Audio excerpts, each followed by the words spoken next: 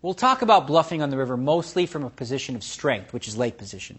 Now, there's a thing called three-barreling. I guess all the new kids are coming out with new terminology, and they call it three-barreling, so I'll go with that. What three-barreling basically means is someone that's firing 3 bullets or 3 bets, one on the flop, one on the turn, and then one on the river as a complete bluff. It's a play that's really rarely done. For the most part, if poker players bet the flop on a bluff and you call, now they bet the turn and you call again, they'll usually give up on the river, assuming that you're probably going to call that bet too. But before you just give up, there are a few times when you'd actually want to three-barrel yourself. Okay? A lot of it is psychology based on your opponent.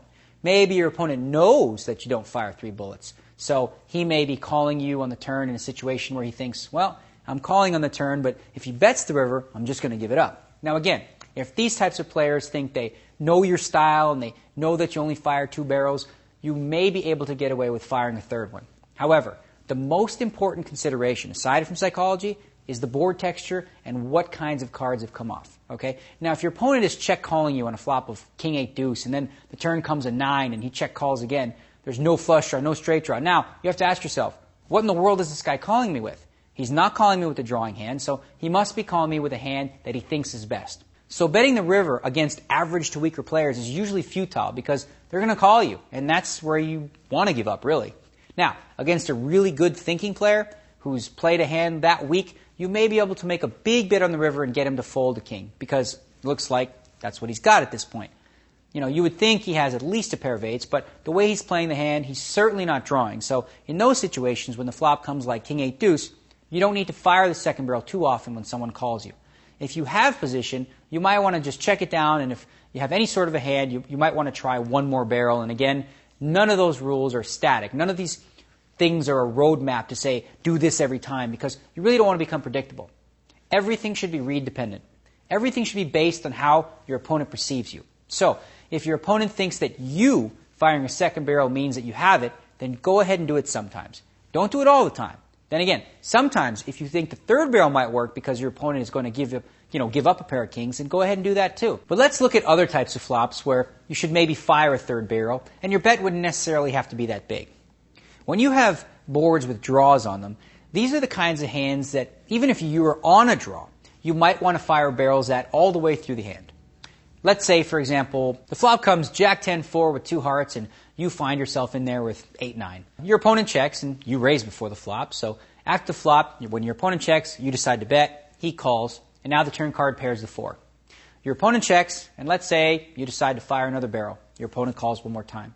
Well, at this point, your opponent probably has a jack, most likely, like an ace-jack, king-jack, or is there on a draw himself. So maybe king-queen, maybe he's got a flush draw. There's a whole myriad of possibilities for hands that he can have. Now let's say the river card is a deuce of clubs, complete blank, and your opponent checks again. Well, this is a situation where you certainly can't win in a showdown. I mean, you have 9 high after all. So this is a situation where three-barreling might not be terrible, but you have to know your opponent. You have to get a read that your opponent is not checking down a jack or a 10 to you because he's scared. You have to assume that there's a decent possibility he's drawing as well. Now, the bet size in this situation doesn't have to be monstrous because if your opponent has a drawing type of hand, he's not going to call you anyway. Whereas if he has the jack or the 10 and he decides that it's good, he's probably going to call a larger bet anyway. So, in this situation, what you should bet is an amount that looks like a value bet. You should bet an amount that's not so big that it looks like you're trying to scare your opponent, and not so small that he's going to make an easy call with a 10. You want to make a decent-sized bet of 50 to 60% of the pot. Value bet size, so it looks like a value bet, but of course, so that really your opponent thinks you want him to call. Anything more than that, and your opponent might be suspicious. Anything less, and your opponent just might get too curious, and who knows, even call you with a hand like ace-high, just assuming you're bluffing. So flop texture is really, really important when you're making bluffs and when you're deciding on whether or not to fire a third barrel. There are other types of river bluffing too. Say, for example, from out of position, you're in the big blind and someone has raised you, and you have jack 10.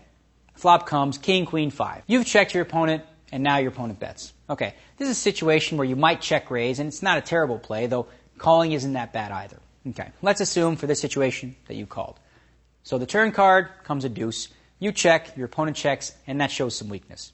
Now your opponent here is likely betting if he had a king. He may have a queen and be checking it down, worried a little bit, or he just may have decided you've got something, so he's not going to bother bluffing anymore. Now the river card pairs a deuce, so there's nothing out there, and this is a situation where you have jack high, but if you make a bet here, the only hands that are going to call are maybe pocket pairs lower than the queen and the queen with a low kicker.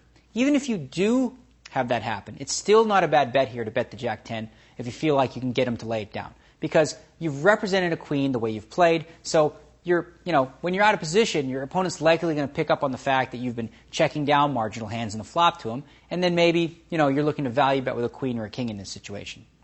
You can go ahead and bet here with your jack 10 and try to pick up the pot out of position. Sometimes you're going to get called, but that's okay. If you rarely bluff when you play poker and get caught every time you do, then you're probably not bluffing often enough, frankly. Sometimes you're going to get caught, and that's okay because it's good for your table image, as long as you adjust to what's going to happen here. Your opponents are going to play you differently if you get caught, and depending on the type of opponent you're playing against, you should adjust your river play accordingly.